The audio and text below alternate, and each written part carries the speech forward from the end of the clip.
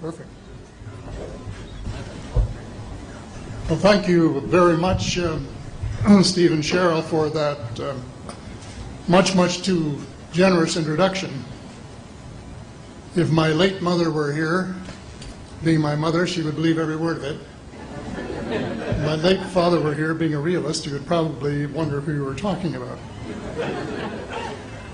But introductions of that sort remind me of the small boy who fell headfirst into a barrel of molasses. And when they pulled him out, he licked some of the molasses from his face and said, "Lord, make my tongue adequate to this occasion."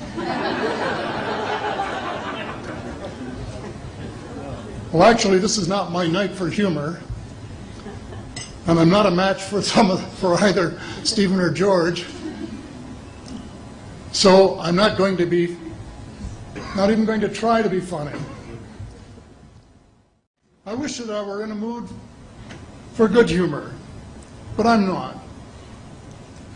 We are hell-bent in the direction of destroying our planet, and frankly, we appear to be doing very little about it. Decades ago, visitors from other planets warned us about where we were headed and offered to help. But instead, we, or at least some of us, interpreted their visits as a threat and decided to shoot first and ask questions after. The inevitable result was that some of our planes were lost, but how many were due to retaliation and how many were as a result of our own stupidity is a moot point. Wilbert Smith, one of the first Canadians to take an active interest in the subject of UFOs, asked the visitors about the accidental destruction of our aircraft by flying into the vicinity of a flying saucer. The response, and this is Wilbur's words, "We were informed that although a few of our aircraft had come to an unfortunate end by what they considered the colossal stupidity of our pilots, they were now taking corrective measures to avoid our aircraft." I asked them, this is still Smith, I asked them what happened, and they said, well, the fields around the saucers, in order to hold them up, in order to produce the gravity differential, the time field differentials which were necessary to operate the ship,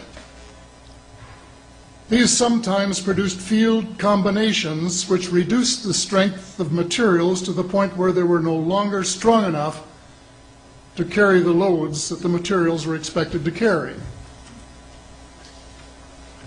Now, as we know, aircraft, particularly the military type, are built with a rather small factor of safety. And in these regions of reduced binding, the materials are no longer strong enough to carry the load, and the craft simply comes apart.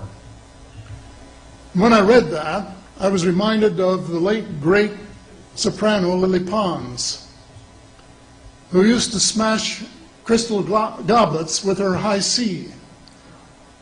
She would direct the sound at them, and something in the sound waves would change the structure of the glass, and it would fly apart.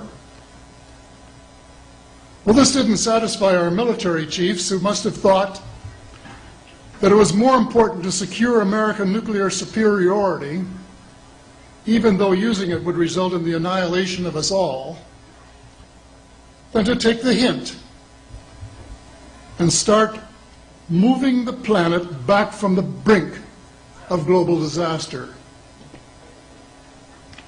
They, the military, must have been and still are so paranoid that they feel it necessary to use the visitors' technology to fight them off,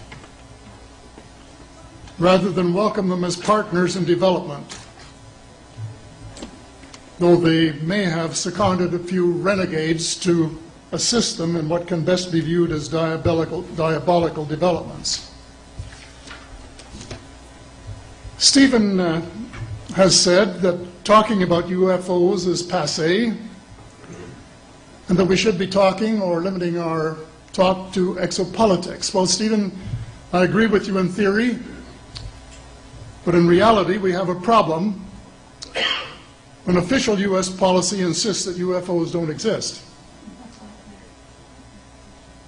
The veil of secrecy must be lifted, and it has to be lifted now, before it's too late. It is ironic that the U.S. would begin a devastating war, allegedly in search of weapons of mass destruction, when the most worrisome developments in this field are occurring in your own backyard. It is ironic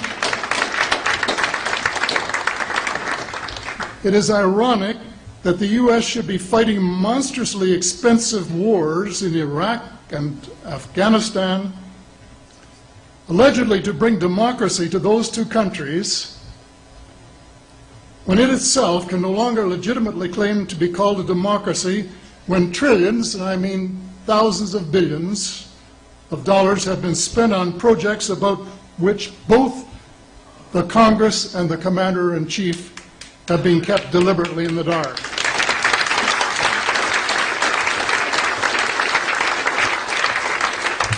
How much has been accomplished in 60 years of feverish activity by some of the most educated minds in the United States? Has America developed flying saucers that are visually indistinguishable from the visitors, as alleged?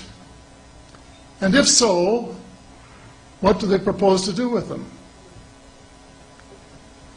Even more critical, what progress has been made in the development of clean energy sources that could conceivably replace fossil fuels and save the planet from becoming a veritable wasteland?